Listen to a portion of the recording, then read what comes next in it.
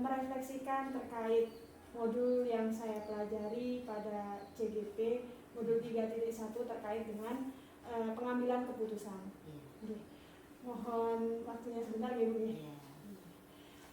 Jadi saya mau tanya sebentar nih Bu. Pernah nggak sih Bu, Ibu itu mengalami suatu masalah yang menimbulkan suatu dilema atau kebingungan gitu Bu ketika mengambil suatu keputusan, karena kayaknya itu keduanya itu benar versus benar gitu, benar lawan benar. Pernah nggak ya Bu ya pada situasi tersebut? Jadi selama bekerja permasalahan-permasalahan itu tentu selalu ada. Cuman permasalahan-permasalahan itu terkadang tergantung juga permasalahan itu besar atau permasalahan itu kecil. Jadi permasalahan yang besar mungkin bisa dianalisa dari awal hingga akhir, dari masalah apa sebenarnya kita gali, kita teliti masalahnya itu apa, kemudian kita mencari solusinya, kita mencari keputusannya yang terbaik itu. Jadi contohnya seorang guru yang tidak enak badan tiba-tiba, tetapi guru itu memang seharusnya dan sebenarnya akan melaksanakan tugas dengan baik ke sekolah, tetapi tiba-tiba kesehatannya tidak baik. Misalnya guru itu pada saat itu tiba-tiba sakit perut karena diare yang tidak berhenti-berhenti, dan karena diare itu tidak bisa datang ke sekolah untuk mengajar seperti biasanya. Tetapi peserta didik itu sudah siap untuk menerima pelajaran dari guru tersebut yang sakit. Nah, maka dari itu masalah-masalah yang seperti itu tentunya bisa diatasi. Nah, caranya mengatasi adalah kita selalu akan bersinergi antara guru satu dengan guru yang lain, dan antara kepala sekolah dengan para guru yang lainnya itu juga. Kita akan selalu berkolaborasi, bersinergi, bekerja sama bersama-sama, saling membantu, saling mengisi, dan saling memberi informasi yang baik dan benar. Terima kasih banyak ya Bu ya penjelasannya.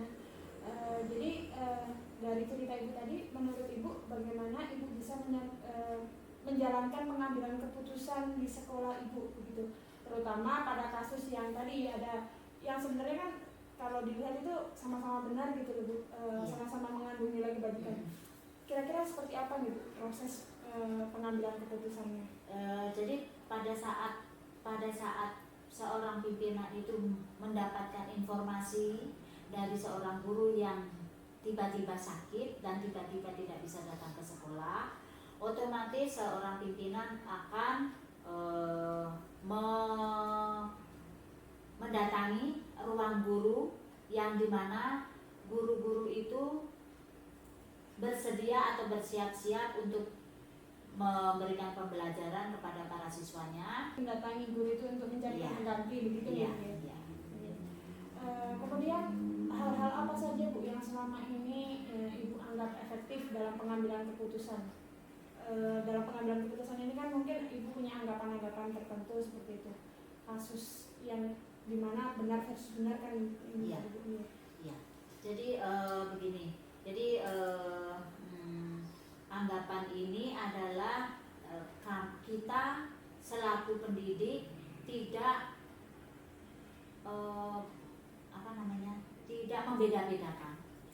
Jadi intinya sama ya Bu ya. Pendidik itu harus bisa menyamakan semuanya rata gitu, bahwa semuanya adalah peserta didik gitu ya. Kemudian ada nggak Bu tantangan dalam pengambilan keputusan tersebut? Kalau yang namanya tantangan pasti ada. Tantangan itu karena tantangan itu adalah merupakan proses pemikiran. Ya. Jadi proses pemikiran itu kapan kita harus bertindak cepat, tegas, dan kapan proses itu harus difikirkan masa-masa dahulu kemudian diambil keputusan. situasi dan kondisinya itu kapan kita bisa spontan memberikan keputusan itu.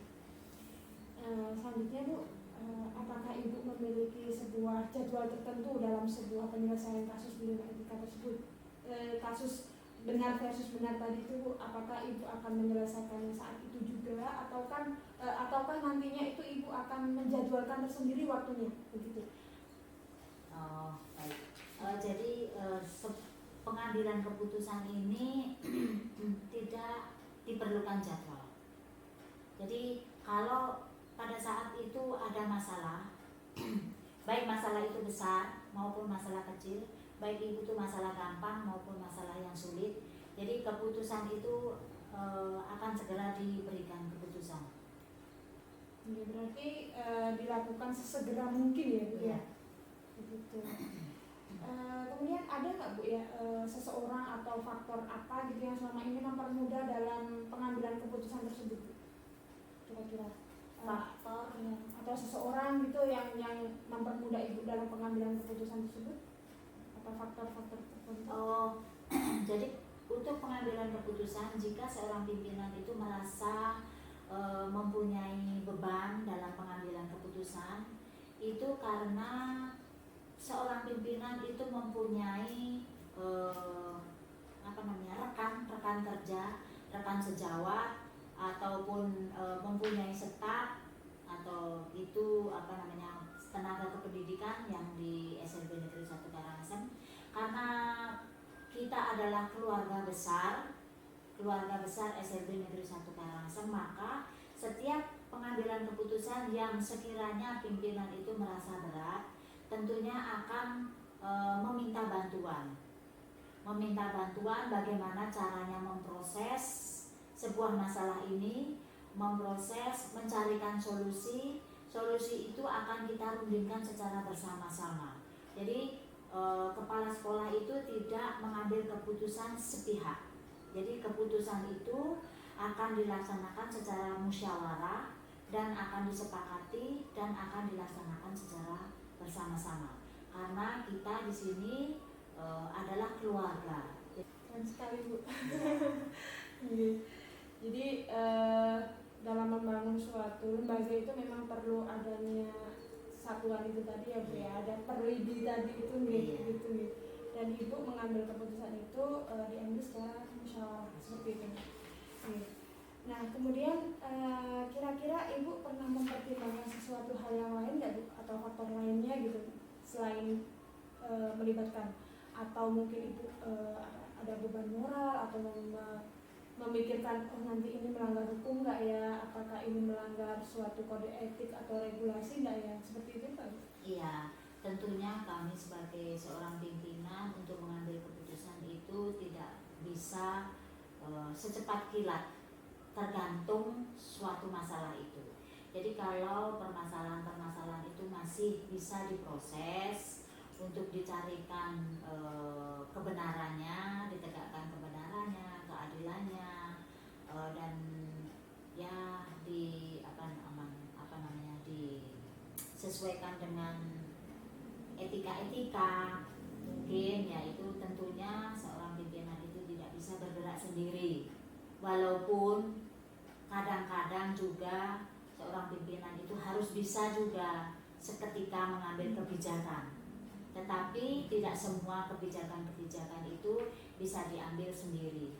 Tentunya seorang pimpinan juga mengambil kebijakan itu atas bantuan oleh semua pihak ya, baik itu dari seorang pendidik maupun dari seorang tenaga kependidikan, karena kita di sini adalah satu kesatuan, yaitu keluarga besar SLB Negeri 1 Karangasem. Terima kasih Bu. Jadi semuanya itu berdasarkan dari musyawarah atas dasar pendapat dari guru dan seluruh tenaga kependidikan gitu ya. Terima kasih. Jadi dari semua hal yang telah Ibu sampaikan tadi itu, kira-kira pembelajaran apa ya Bu yang bisa Ibu petik terkait dengan pengalaman Ibu pengambil suatu keputusan benar versus benar tadi Bu? Ya, dari pengalaman itu adalah karena apa ya? Jadi masalah-masalah yang ada itu mengalir aja. Jadi masalah satu persatu itu datang, diselesaikan, datang lagi diselesaikan. Jadi mengalir, kita akan selalu seperti air yang mengalir secara bersama-sama. Jadi kalau kepala sekolahnya ke kanan, pendidiknya ke kanan, tenaga kependidiknya ke kanan, peserta didiknya juga ke kanan secara bersama-sama. Kalau kita ke kiri juga sama-sama ke kiri. Kalau kita maju juga akan sama-sama maju. Jadi tidak hanya kepala sekolah saja yang maju, peserta didik dan yang lainnya masih di belakang, tidak mungkin. Jadi kita akan maju bersama, berhenti di tempat bersama. Kalau di kanan juga ke kanan bersama-sama, ke kiri secara bersama-sama juga. Jadi kita akan selalu bahagia bersama-sama, bersenang-senang bersama-sama, dan juga memetik suatu hasil jerih payah kita mendidik, melayani, memberikan contoh secara bersama-sama pula. Terima kasih banyak Ibu sharingnya. Jadi yang terakhir itu tadi berarti pengalaman yang bisa diambil itu semuanya itu akan mengalir begitu saja, tergantung dari pola pikir dan cara kita berkolaborasi. Gitu ya, Bu? Iya. Terima kasih banyak Ibu atas kesempatannya. Jadi pernahkah Bapak itu mengalami suatu masalah di sekolah yang menimbulkan suatu dilema gitu Pak? Jadi Bapak itu merasa bingung untuk mengambil suatu keputusannya. Karena keduanya mungkin Bapak merasa kayaknya sih keduanya itu kayak benar semua gitu. Saya ambil keputusan ini benar, saya ngambil ini itu benar. Pernah nggak Pak kira-kira Bapak mengambil dalam situasi seperti itu? Dan memilih saya sebagai eh, untuk diwawancara terkait dengan pertanyaan tersebut. Ada suatu kasus yang pernah saya alami, walaupun baru eh, 1,5 bulan ya bertugas di sekolah ini. eh, jadi ada salah satu kasus yang itu merupakan dilema dilema etika di mana pertengahannya adalah benar melawan benar. Salah satu siswa ada yang izin, izin kemarin terkait dengan ada upacara agama di Denpasar, jadi begitu. Pastinya karena itu jauh, jadi pasti memerlukan waktu yang cukup lama untuk izinnya. Mungkin itu kasusnya tentang anak tersebut yang minta izin untuk tidak sekolah selama beberapa hari untuk mengikuti upacara agama orang tuanya, begitu Ibu. Oh gitu. Jadi siswa Ya, ini izin beberapa hari begitu ya Pak ya di sekolah. ya, Oke. ya. Itu kelas berapa Pak siswanya? Kalau salah itu kelas 3 ya, Bu. Kelas 3 nggak salah ya. Oke. Kalau boleh tahu Pak, aturan di sekolah itu izin itu maksimal berapa hari nih Pak? Kalau izin itu maksimalnya 3 hari, Bu. 3 hari ya. Maksimal sebenarnya 3 hari ya Pak ya dalam aturannya. Maksimalnya di peraturannya 3 hari, tapi ini orang tuanya meminta izin kan anaknya itu lebih dari 3 hari begitu. Oh gitu. Ya, Berarti yang izin ini orang tuanya langsung ya Pak ya? ya dari anaknya terlebih dahulu datang ke sekolah bilang minta izin, lalu eh, yang saya minta untuk dihadirkan orang tuanya. Jadi besoknya datanglah orang tuanya untuk memintakan izin kepada Tiang untuk anaknya untuk mengikuti upacara di Denpasar. Begitu Ibu. Begitu. Oke. Jadi mungkin eh ini ya Pak ya, Bapak merasa bingung mengambil situasi Seperti itu. Ya, betul. Ya, Oke. karena pertimbangan teman-teman juga di sekolah pada waktu itu kan ada kegiatan eh, penilaian tengah semester ya, pas kebetulan ada Hmm. kegiatan penilaian tengah semester, jadi antara memberikan atau tidak itu jadi ya agak kebingungan dulu waktu itu. Oke. Oke. Kira-kira Pak, dari yang Bapak ceritakan tadi itu, nilai kebajikan apa Pak yang Bapak pertimbangkan gitu? Antara kondisi yang Eh, satu tadi karena memang aturannya itu hanya 3 hari, kemudian tetapi ya, ini masalahnya upacara agama juga nggak bisa kalau misalnya ditinggal gitu kan Pak? iya itu dah. Soalnya Hmm. kalau ditinggal itu kan berarti anaknya itu sendiri di rumah. Sendiri karena Oh, semua keluarganya ya, karena semua keluarganya itu berangkat ke Denpasar itu. Jadi eh, dengan alasan tersebut jadi eh, kita mengizinkan dengan rasa nilai kemanusiaannya itu. oh begitu. Atas dasar itu ya Pak ya, kasihan. Jadi Ya, apa ya? kasihan juga dan Oke, apa namanya nilai ketulusannya mereka untuk memang benar-benar eh, meminta izin untuk keperluan upacara agama gitu. oke. Eh, nah, saat itu berarti Bapak pas dihadiri sama orang tuanya nih, apa yang Bapak lakukan ketika berhadapan dengan orang tuanya pada akhirnya? Yang pertama yang lakukan adalah memanggil walinya terlebih dahulu. Nah, panggil walinya karena walinya kan harus tahu bahwa anak tersebut akan dimintakan izin. Kemudian terkait dengan kegiatan-kegiatan di sekolahnya juga bagaimana agar tidak tertinggal anak tersebut walaupun tidak hadir, tapi hak-haknya untuk mengerjakan tugas dan eh, belajar itu harus tetap berjalan walaupun anak tersebut tidak hadir ke sekolah begitu. Oke. Berarti Bapak melibatkan wali kelas dalam pengambilan Ya, keputusan tersebut, begitu nggih? ya betul. Ya. Di samping juga minta pertimbangan dari guru-guru yang lain, Oke. karena saya selalu melibatkan diskusi untuk menentukan Oh, keputusan. Gitu. Karena yang lebih tahu kan Bapak Ibu guru yang lebih dulu ada di sini ketimbang saya begitu. Ya, keren sekali Bapak. Oke.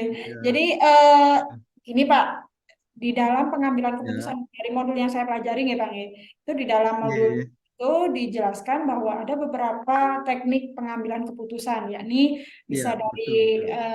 berbasis pada hukum atau aturan yang berlaku, atau Iya, mungkin keputusan dari voting terbanyak, suara terbanyak, atau mungkin karena berdasarkan ulas asih seperti itu. Dari iya. ketiga itu kira-kira yang mana ya Pak, yang Bapak gunakan? Yang saya gunakan Iya. adalah yang berdasarkan ulas asih itu.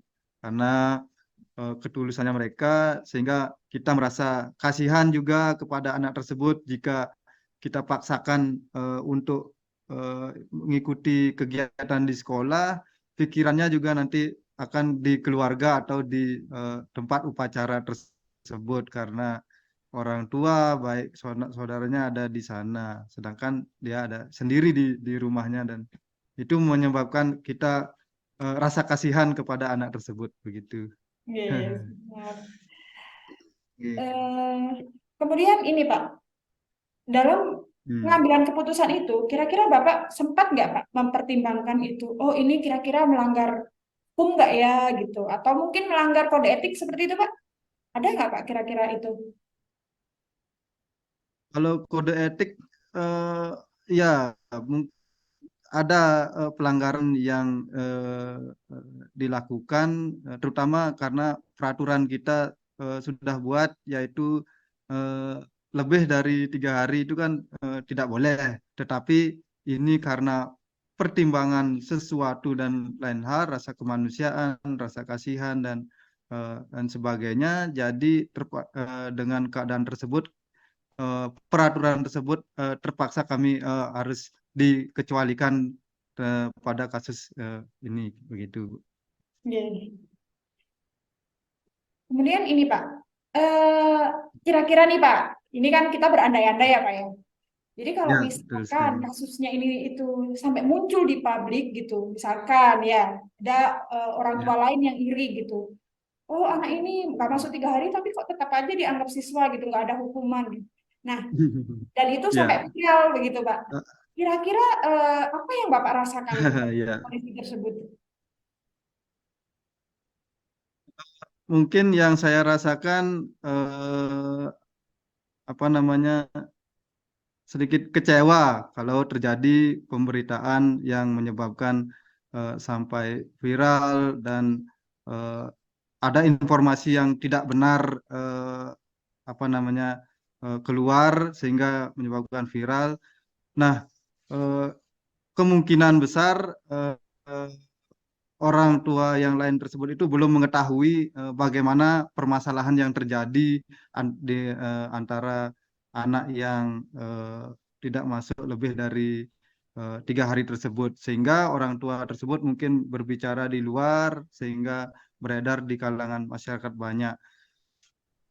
Nah, untuk menghindari hal tersebut, eh, kita tentu akan menjelaskan kepada seluruh peserta didik bahwa anak yang bersangkutan yang minta izin tersebut memang benar-benar mengikuti kegiatan upacara agama yang tidak bisa ditinggalkan oleh anak tersebut, karena kalau mereka sendiri di di rumah itu tidak ada yang menjaga. Mungkin itu yang kita lakukan, memberikan penjelasan secara langsung kepada seluruh peserta didik sehingga tidak ada pemberitaan yang salah ke keluar begitu. Iya. Jadi mungkin akan disampaikan dikonfirmasi ya Pak ya, ketika Ya, hal itu dikonfirmasi. terjadi. Oke. Iya, betul sekali. Oke. Jadi tadi Bapak juga bercerita bahwa eh, Bapak melakukan kolaborasi juga dengan wali kelas seperti itu ya Pak ya. Ya, betul Nah, Ibu. Ya, dalam hal ini wali kelas tersebut kan yang masa kerjanya mungkin lebih banyak di situ ya, daripada Bapak, begitu ya, nggak? betul sekali. Ya, Nah, geng, geng. kira-kira apakah beliau itu termasuk dalam tanda kutip panutan-panutan Bapak? Atau mungkin Ya, ada ya, sisi lain? ya, betul. Karena dari segi segi pengalaman, guru-guru saya itu lebih berpengalaman ketimbang saya. Diangkatnya juga dari lama begitu. Kebetulan saya ini barulah diangkat tahun 2009, jadi pengalamannya belum belum belum sebanyak guru-guru wali kita. Maka dari itu setiap kali ada masalah selalu kita meminta pertimbangan-pertimbangan khusus kepada guru-guru wali wali saya begitu. Oke. Dan mohon maaf Pak, kalau boleh tahu Hmm. dari pendapatnya Ya, panutan Bapak tadi itu apa nih ketika masalah ini terjadi seperti itu? Mereka kira-kira mengambil pendapat posisi. ya, ya. Oke. Jadi kebetulan guru wali tersebut adalah memang warga asli di sini, jadi beliau lebih tahu bagaimana kondisi dan keadaan orang tua atau keluarga si murid tersebut. Jadi eh, wali wali kelas 3 tersebut memberikan pertimbangan untuk mengizinkan siswa tersebut untuk izin dengan catatan eh, tanpa tanpa meninggalkan tugas-tugasnya sebagai siswa, terutama dalam pengerjaan soal-soal ulangan tersebut. Begitu. Oh gitu. Oke. Jadi Ya. mungkin ada dispensasi seperti itu ya Pak ya untuk murid tersebut, gitu. Ya, ya, betul, betul, betul Ibu, semacam dispensasi untuk mengikuti kegiatan upacara agama. Oh, begitu. Nggih, nggih. Baik. Oke. Nah, kira-kira dari kasus tersebut, Pak, kira-kira rencana lanjutan apa Bapak kalau misalnya menghadapi situasi yang sama? Apakah jika ada murid yang sama dengan kasus yang sama itu akan diberikan izin kembali gitu atau bagaimana Pak? Jadi, adakah rencana lanjutan setelahnya ini gitu Pak? Jadi kan jika ada kasus yang sama gitu loh Pak, Oh, iya. kira-kira apa yang akan Bapak lakukan? Mm-mm. Seperti itu. Nah, baik, terima kasih. Jika ada kasus yang sama, mungkin terkait dengan upacara agama, eh, kita akan mengadakan apa namanya sosialisasi terlebih dahulu. eh, Kira-kira kasus kegiatan agama yang mana saja akan mendapatkan dispensasi seperti ini.